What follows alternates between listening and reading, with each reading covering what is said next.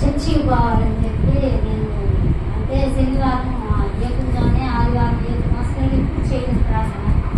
అయినా ఎందుకో ఆ రోజు చేయాలంటారా దానికి ఎప్పుడు చూసినా నేను ఏమపడిపోతున్నానేసి అయ్యా ఈరోజు నేను ముందుకు వెళ్ళాలి ముందు నడవాలి అని చెప్పి ఉంటే పొద్దున్నే లేచి బట్టలు ఉతికేసుకుంటాను.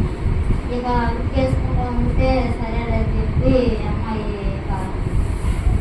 ఆడుకుంటా ఉన్నారు. నేను వాళ్ళని పట్టించుకోవాలి ముందు వెళ్ళాలి నేను అనేదే నా పట్టుదల ఉంది కానీ నేను అమ్మాయిలో కూడా పట్టించుకోలేదు.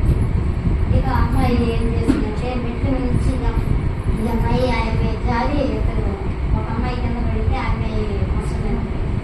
నేను వాళ్ళిద్దరు అయినా కానీ నేను చూసుకోలేదు. ఎందుకు అమ్మ ఊరికి ఏడుస్తూ ఉంటారు సైడ్ అనుకోవాలా నేను ప్రార్థనకి వెళ్ళాలి నేను ఉంటే మీరు ఊరికి ఏడుస్తూ ఉంటారు ఇసుక లేకుండా అని వాళ్ళని పసిపించుకొని పెద్ద అమ్మాయిని తీసుకెళ్ళి అక్షయాన్ని తీసుకెళ్ళి మంచం మీద కూడుకోబెట్టే వరకు ఇక మేము చర్చికి వెళ్ళాలంటే పిల్లలందరూ తలస్నానం చేస్తూ ఉంటే లాస్ట్ అమ్మాయి చెప్పారు. అమ్మాయి దగ్గరికి వెళ్ళి వచ్చి ఇంతలో కొత్తగా రాసిపోయింది.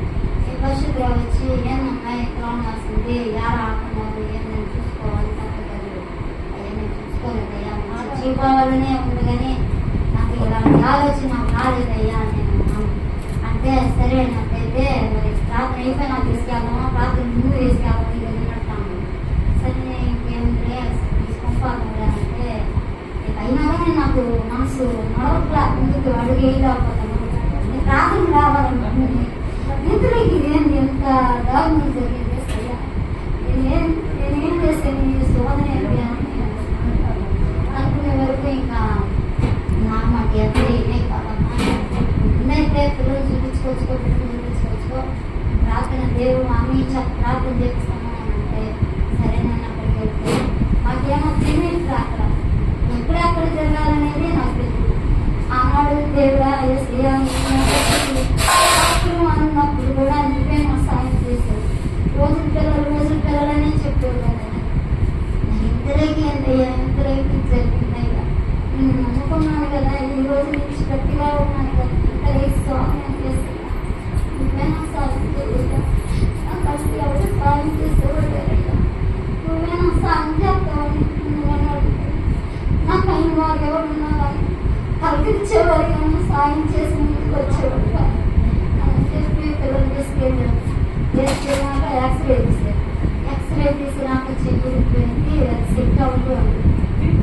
అక్కడే నేను కూర్చొని ప్రార్థన చెప్తున్నాను ఎస్ఐయా మాకు ఎవరున్నారయ్యా కదా మాకు సాయం చేస్తాను నన్ను ఒప్పిపెట్టావా లేకపోతే నాకేంటి సైతం సాధన బాధపడి చేస్తాను.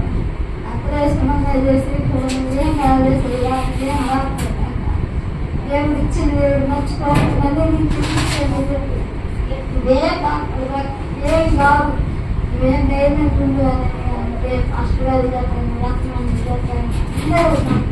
కుటుంబంలో అంటే నేనేమనుకుంటున్నాను సంఘం అంటే మన కుటుంబం అనుకున్నాను. మీరు ఎవరు రావడం పర్లేదు మీరు అయితే ప్రార్థన నా కోసం ఎంతో చేసింది నా బిడ్డను తీసుకొచ్చుకున్నాను. 21వ తారీఖు ఉన్నదా రాటు తీయాలి మళ్ళీ ఆపరేషన్ చేసి తీయాలి. మరి ఆపరేషన్ చేస్తారో తెలియదు ఎలా అయినట్టు తెలియదు. ఆ కుటుంబం గురించి మీరంతా ప్రార్థన చేస్తారు. మొత్తం కూడా ఖాళీనప్పుడు కూడా నేను నేను అడిగాను అన్నీ అమ్మతో చెప్తాయి మరి ఎవరు ఉన్నారని మేము బాధపడబాకున్నా ఎంత బాగానే ఏం కాదు దేవుడు మిమ్మల్ని వదిలిపెట్టలేదు మేము పట్టుకున్నారు మీరే వదిలేస్తున్నారు అన్నీ అక్కడ వచ్చి ప్రార్థన చేసి ఆపరేషన్ చేతిలోకి వెళ్ళి ప్రార్థన చేసి నాకు అప్పుడు ధైర్యం వచ్చింది.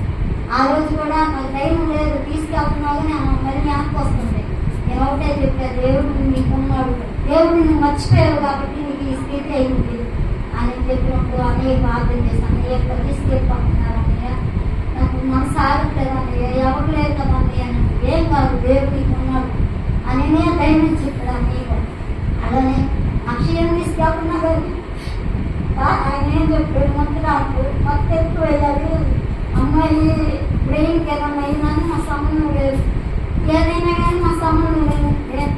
నేను ఆపరేషన్ దగ్గర నేర్చుకోను నేను సిసి కెమెరాలో పడ్డానంటున్నాను పడేటప్పుడు ఇంకా నేర్చుకుంది అంటే అక్షయ వాళ్ళ లోపలికి తీసుకురాను అంటే ఆపరేషన్ థియేటర్లో పాడమే నేను ఎట్టున్నట్టే నాకు పోయినట్టే ఉంది, కానీ అది స్వర్గం లాగా అనిపించలేదు నాకు. అసలు నా బిడ్డ నేను ఈ స్థితిలో చూస్తాను అనుకోలేదయ్యా, మరి ఎందుకు ఇలా అయిపోయింది నా బిడ్డ నువ్వే రక్షించాయి. అక్కడ పోయి వేసుకుంటే నాకు ఎందుకమ్మా ఊరికే ఏడుస్తావు, ఏం కాదు క్షేమం చేసుకుంటాను అంటే తీసుకొచ్చి మళ్ళీ చెప్పారు మొత్తం 3 రోజులు ఆ కుదరదు, అమ్మాయి కొంచెం ఇబ్బందిగా ఉంటుందని.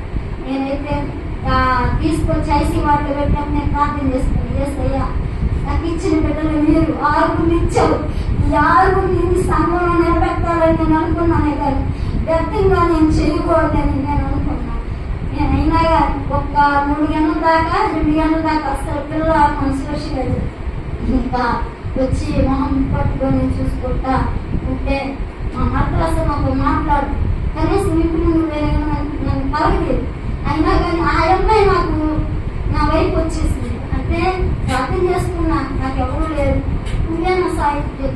అవును నువ్వు శత్రువుల్ని మిత్రుడిగా మారుస్తావు కదా, నాకు మార్చి చూపించు నేను అంటే. అమ్మాయి చాలా దిక్కులు తిరిగి ఎక్స్రే అన్నింటికి తిరిగింది.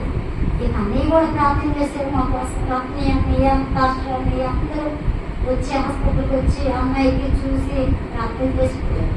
అయినా కానీ ఏం కాలేదు, పెట్టిన అక్కడ క్షేమం ఇంటికి వచ్చింది. ఇప్పుడు మళ్ళీ ఆపరేషన్ చేయాలని అంటున్నారు.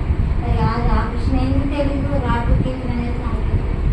మా భర్త గురించి కూడా ప్రార్థన చేయాలి. నా కుటుంబం కట్టబడాలా, నా కుటుంబం ఈ సంఘంలో ఉంటారా, ఈ సంఘానికి ఎంతో నేను రుణపడ్డాను. మీరందరూ నా గురించి ప్రార్థన చేసినందుకు మీకు అవకాశమే ఉంటున్నాను అయ్యా. ఇలాగే ఉండాలి నా ప్రార్థన అని అనుకున్నాను. నాకైతే చెప్పడానికి ఒక ధైర్యం రావట్లేదు. చిన్ని వాక్యం